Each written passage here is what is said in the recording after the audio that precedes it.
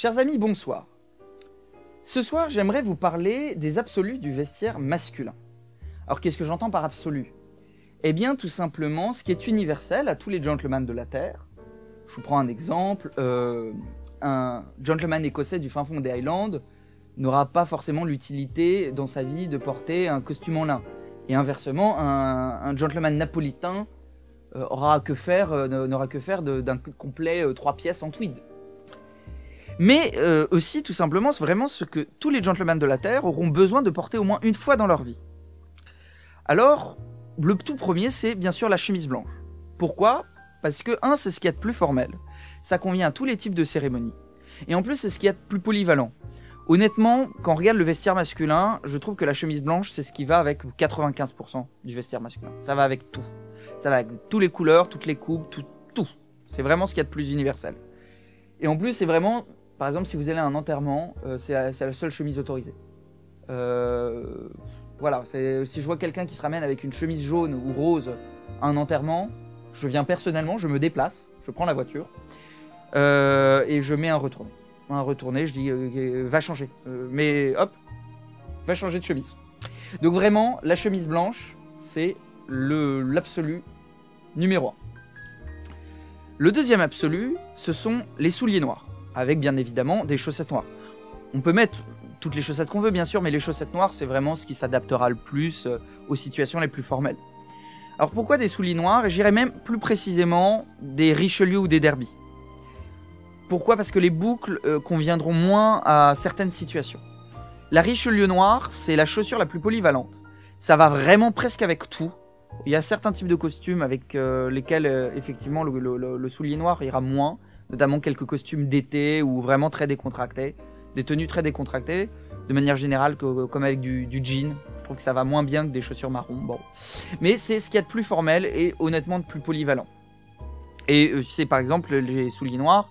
C'est le seul type de soulier qu'on peut porter avec une jaquette, un smoking ou même une jaquette, un smoking ou un habit. Bon, c'est vraiment, voilà, c'est ce qu'il y a de plus formel.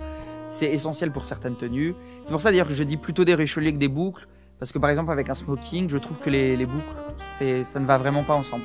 Les boucles, c'est vraiment une chaussure business et c'est vraiment fait pour plutôt des costumes de ville ou des costumes business. Ensuite, il y a le costume bleu. Le costume bleu, c'est un des costumes aussi, je pense, les plus polyvalents. Je pense même que c'est le costume le plus polyvalent, qui est parfait d'ailleurs pour des moments festifs, comme des mariages ou des baptêmes. C'est aussi très bien pour le business, pour un rendez-vous galant avec une demoiselle en ville. Vraiment, ça convient à énormément de situations et on peut se permettre un bleu, pas forcément un bleu marine très foncé, on peut se permettre d'avoir un bleu avec un peu de couleur, un peu vif. Or sans non plus tomber sur un bleu flash, hein, tout est une question. En matière de couleur, tout est une question d'équilibre.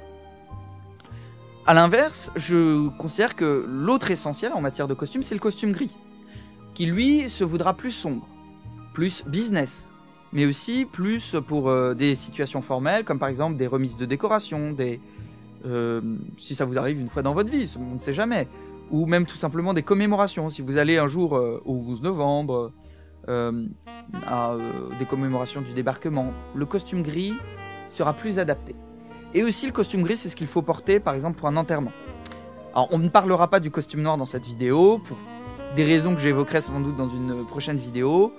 En soi on peut porter le costume noir pour un enterrement, mais c'est la seule situation, donc je considère que le costume gris, un gris anthracite, est largement suffisant et donc on ne porte pas, vous n'avez pas besoin d'un costume noir. Donc vraiment, 2 costumes, le bleu et le noir. Je dis des bêtises. Le bleu et le gris, voilà, les erreurs de tournage. Non, on garde. Au pire, on coupera. Attends, je recoupe. Merci, je dis merci à la régie qui me regarde. Non, on laisse en vidéo, je trouve ça sympa, ça donne du cœur, voilà, on remercie Camille qui est incroyable et qui me permet de faire ces vidéos. Bon, revenons au sujet. Donc je disais, au petit récapitulatif, la chemise blanche, les souliers noirs, le costume bleu, le costume gris. Et en dernier, le smoking, avec son nœud papillon noir. Alors le smoking, pourquoi? parce que ça vient, c'est un nécessaire pour plein de situations. Par exemple, il y a par exemple des dîners black tie, des soirées de mariage où après le costume pour l'après-midi et le cocktail, et ben pour le soir on enfile le smoking. Il y a des soirées qui sont faites pour ça, ou même des soirées d'époque, soirées années folles, soirées James Bond, des choses comme ça. Le smoking est vraiment très polyvalent. Même le nouvel an, ou vraiment pour une situation où vous voulez vraiment donner de la valeur. Ou même si vous voulez emmener une jeune femme à l'opéra, porter le smoking. Vraiment, beaucoup de gens me disent oui, mais j'ai pas d'occasion de porter le smoking. Simplement que non, ce n'est pas parce qu'on a des occasions qu'on porte le smoking, c'est parce qu'on porte le smoking qu'on se crée des occasions de le porter. Je vous assure, il faut vraiment que vous en ayez un.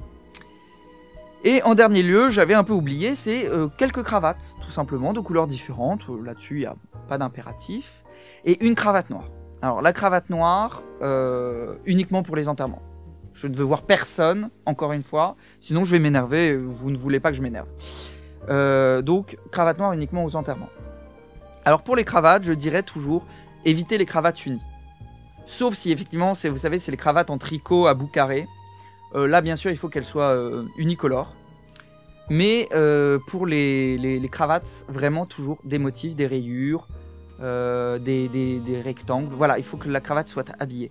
Ou alors, si vous faites un uni, faites un faux uni. C'est-à-dire avec des micro-motifs qui font des nuances de couleurs différentes. Ça sera beaucoup plus élégant.